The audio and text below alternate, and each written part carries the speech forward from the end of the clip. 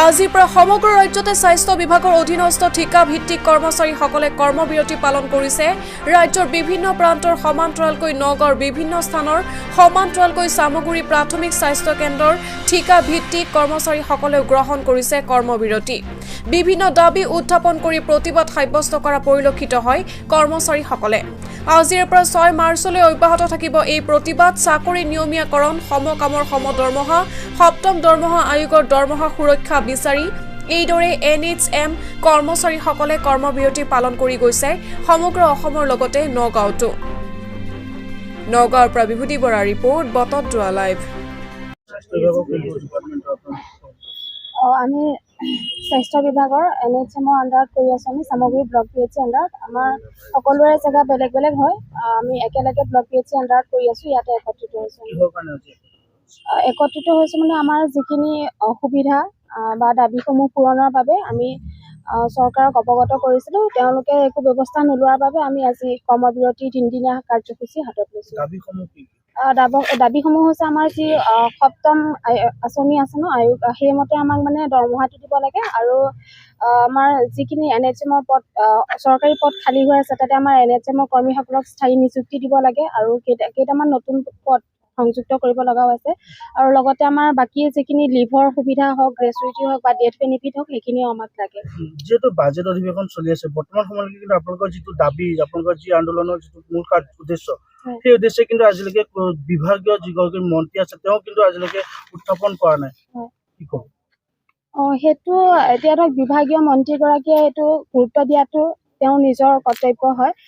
যিহেতু আমি স্বাস্থ্য বিভাগৰ কৰ্মী হয়, স্বাস্থ্য থাকিলেহে মানুহৰ জীৱনটো, গতিকে তেওঁৰ স্বাস্থ্যও হয়তো এদিন অৱনতি ঘটিব পাৰে। এনেকুৱাতো নহয় যে সকলো অমৰ হৈ থাকিব। গতিকে তেওঁ সেইটো গুৰুত্ব সহকাৰে ল'ব লাগে, কাৰণ স্বাস্থ্য সকলোৰে অৱনতি ঘটিব পাৰে, কিবা কাৰণতে হওক বা দীঘলীয়া বেমাৰতে হওক, যিকোনো কাৰণত হঠাৎ ঘটিব পাৰে। গতিকে স্বাস্থ্যটো তেওঁ গুৰুত্ব দিব লাগে আৰু শিক্ষাই হওক, স্বাস্থ্য হওক, সকলো ক্ষেত্ৰত গুৰুত্ব দিব লাগে। গতিকে যদি তেওঁ গুৰুত্ব দিয়া নাই, সেইটো মানে অতি আমি দুখিত, এইটো বৰ দুখৰ কথা বা তেওঁ নিজৰ বিচাৰ বিবেচনা আমি নাই বুলিয়ে এক প্ৰকাৰে ক'ব লাগিব।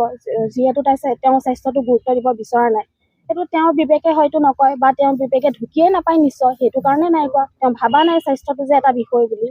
সেইটোৱে আৰু পৰৱৰ্তী সময়ত আপোনালোকে এই দাবীসমূহ মানি লওক। পৰৱৰ্তী সময়ত কেনেধৰণৰ আপোনালোকে পৰৱৰ্তী সময়ত যদি তেওঁলোকে আমি 3-দিনীয়া কাৰ্যসূচী লৈছোঁ, অফলাইনে হওক অনলাইনে হওক, আমি 2 ধৰণে কৰ্মবিৰতি কৰিম। তেওঁলোকে যদি তাৰপিছতো কোনো ধৰণৰ কাৰ্যসূচী নলয়, তেনেহ'লে হয়তো আমি চেণ্ট্ৰেল কমিটিৰ আণ্ডাৰত আলোচনা কৰি হয়তো আমাৰ প্ৰতিবাদ আৰু তীব্ৰতৰ হৈ উঠিব। আপোনালোক কৰ্মী হয় আৰু আপোনালোকে কিহৰ কাৰণে কৰ্মবিৰতি পালন? আমি সামগ্ৰী ব্লক PHC কৰ্মী হয় আৰু আমাৰ কৰ্মবিৰতি আমাৰ স্বাস্থ্য বিভাগৰ সামগ্ৰী ব্লক PHC আমি কৰ্মচাৰী। আমি একত্ৰিত হৈছোঁ। আমাৰ যি NHMৰ চাকৰি, সেই চাকৰিখিনি নিয়মীয়াকৰণ নোহোৱাৰ কাৰণে আমি আজি একত্ৰিত হৈছোঁ আৰু আমাক চৰকাৰে কেতিয়াবা আমাক কিছু প্ৰতিশ্ৰুতি দিয়ে, কিন্তু সেই প্ৰতিশ্ৰুতিসমূহ পালন নকৰাৰ কাৰণে সমগ্ৰ অসমতে এই প্ৰতিবাদী কাৰ্যসূচী আৰম্ভ হৈছে আৰু আজিৰ পৰা আমাৰ 3 দিন ধৰি এই কাৰ্যসূচী চলিব। আমাৰ মূল দাবী দুটাই হয় আৰু সেই দাবী দুটা হৈছে কি, আমাৰ সপ্তম আয়োগৰ মতে আমাক দৰমহা প্ৰদান কৰিব লাগে আৰু চৰকাৰৰ স্বাস্থ্য খণ্ডত যিবিলাক মানে খালী পদ আছে সেই খালী পদসমূহত আমাক নিযুক্তি কৰিব লাগে। বিভিন্ন সময়ত এনেদৰে প্ৰতিবাদ কৰি আছে, চৰকাৰে কিন্তু কোনো গুৰুত্ব দিয়া নাই। কিহৰ কাৰণে বুলি আপোনালোকে ভাবে? তেওঁলোকৰ ইচ্ছা নহয় নেকি বা তেওঁলোকৰ নিজৰ স্বইচ্ছাই এইসমূহ এনেকৈ কৰি ৰাখিছে? এতিয়া কেনেকুৱা মেৰ পাছত এইটো নাই হোৱা সেইটো আমিও ঠিক ধৰিব পৰা নাই। তথাপিও আমি আমাৰ প্ৰতিবাদ সময়ে সময়ে কৰি আহিছোঁ।